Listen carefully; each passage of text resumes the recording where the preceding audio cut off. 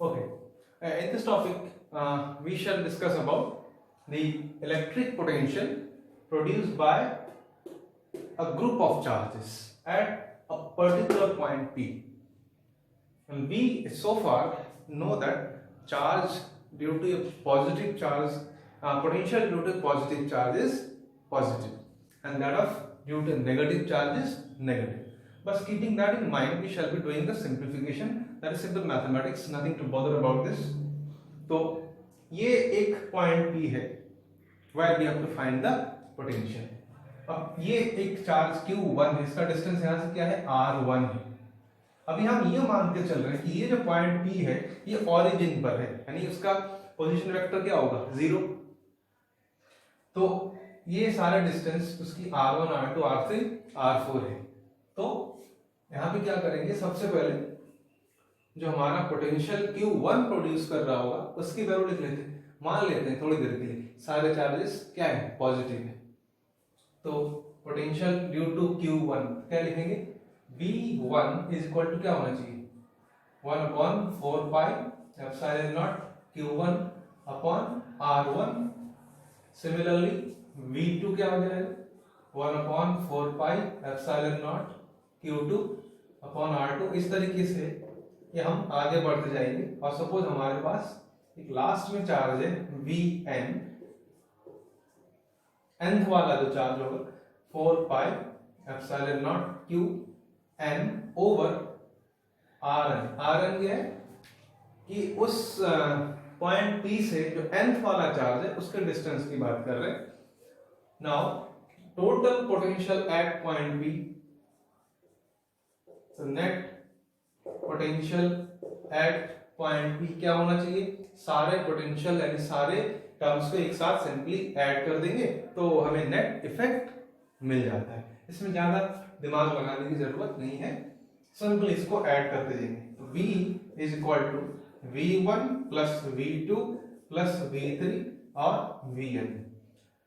Remember we are not using any sort of arrows. Arrows का मतलब क्या होता है, they symbolize what the quantities are vectors. But potential क्या है, एक स्केलर टर्म है, स्केलर क्वांटिटी है. तो यहां से ये वाले टर्म्स बाहर आ जाएंगे, यानी 1/4 पाई एप्सिलॉन. एक्चुअली ये टॉपिक क्या है ना, थोड़ी आप लोगों की मैथमेटिक्स को स्ट्रॉन्ग करने के लिए की जाती है बस. और न्यूमेरिकल्स में जब होगा तब देखेंगे, तब की बात. तब अभी हम सिर्फ देखते हैं कि हमारी मैथमेटिक्स कितनी स्ट्रॉन्ग है और हम कुछ सिंबल्स को कैसे नचा सकते हैं, बस और कुछ नहीं है. तो यहां से Q1 अपॉन R1, अगले टर्म के लिए R2 Q3 ओवर R3. तो ये आपकी स्टोरी आगे तक जितने नंबर ऑफ चार्ज है उतने नंबर ऑफ टर्म्स आते जाएंगे. तो आपको बहुत अच्छी तरह से पता है कि इसके लिए हम सिग्मा का यूज करते हैं. सिग्मा जब यूज करेंगे तो हमारा जो टर्म बनेगा वो क्या बन जाएगा, V इज इक्वल टू, इसको तो नहीं छेड़ते, वेरी कौन कौन हो रहा है Q1 Q2 Q3, यानी ये जो 1 2 3 है ये चेंज हो रहे हैं. और नीचे R तो सब में रहेगा बट 1 2 3 ये सबस्क्रिप्ट चेंज हो रहे हैं. तो इनमें हमने सिग्मा को अप्लाई करना है. तो ये आ जाएगा 1/4 पाई एप्सिलॉन नॉट. तो एज इट इज रहा, यहां से ब्रैकेट और सिग्मा लगा दीजिए. किसके टर्म्स किसके ऊपर है, Q के ऊपर. Q 1 2 3, यहां पे आ जाएगा Q और I लगा दीजिए ओवर R. I लगा देते, इसको थोड़ा सा बड़ा कर देते. और I हमारा कहां से स्टार्ट होता है 1 से लेके कहां तक, लास्ट तक. तो n नंबर ऑफ टर्म. तो I1 is equal from to 1 to n तक चले गए. बस ये potential due to group of charge हो गया है. अब इसको चाहो तो आप अंदर भी लेके जा सकते हो, no problem. That is 1 upon I varies from 1 to n, 1/4 pi epsilon not Qi upon Ri. ये आपका फाइनल टर्म प्रोड्यूस हो जाता है due to the group of charges. अब इसमें हम एक थोड़ा सा एडिशनल टर्म और ऐड कर देते हैं कि if the point P has its position at r0 with respect to the origin, मतलब अगर पॉइंट P पहले क्या माना था, ओरिजिन पर है, तो इसलिए सारे डिस्टेंस को हमने r1 पे ले लिया था। अगर इसका जो पोजीशन वेक्टर है वो भी r0 है तो क्या करेंगे, तो अब हमारा ये डिस्टेंस क्या हो जाएगा, अब इसकी नई वैल्यू हो जाएगी r1 माइनस r0, ये होगा।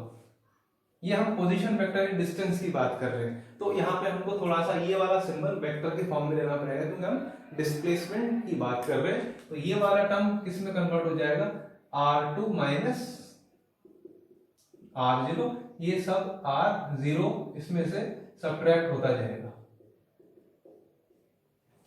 अब आप जब इनको इस इक्वेशन में डालते हैं तब इस टर्म में थोड़ी सी हमें मॉडिफिकेशन करना पड़ता है, और ये वाला टर्म हमारा अब क्या बन जाएगा, जैसे अब ये टर्म क्या बना, r माइनस r0 का वेक्टर का मॉड लग जाएगा, ये क्या हो जाएगा r0 इसका mod and so fourth, r0 vector उसका मॉड लग जाएगा।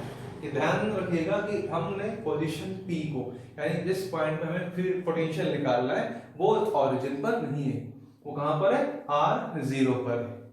तो ये टर्म्स यूज कर रहे हैं, तो यहां पर क्या आएगा, इसको भी चेंज कर देंगे, r1 माइनस r0 का मॉड, ये सारे टर्म्स आपके चेंज हो जाएंगे, r2 माइनस r0 का मॉड और r3 माइनस r0 का मॉड, और ये कहानी लंबी चलती जाएगी। इसमें अब थोड़ा चेंज आएगा, इस फॉर्मूले में हम चेंज देखते हैं। फाइनली इसको मैं रब कर देता हूं,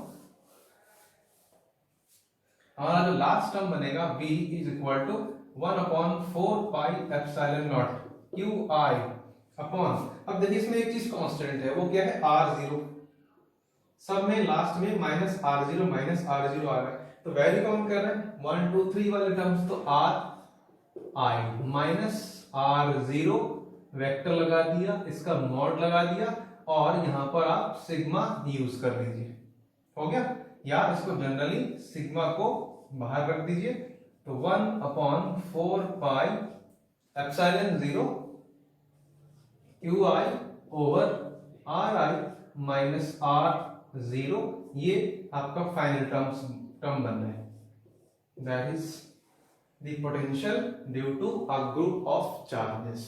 ठीक है, तो ये सिंपल, हम इसको थोड़े मैथमेटिकली स्ट्रॉन्ग बनने के लिए करते हैं, बाकी कॉमन सेंस भी डेवलप हो रहा है कि ज्यादा से ज्यादा चार्ज होंगे तो किसी एक पर्टिकुलर पॉइंट पर पोटेंशियल उस अकॉर्डिंग राइज होता जाएगा, बट कि सारे चार्ज हमारे पॉजिटिव है।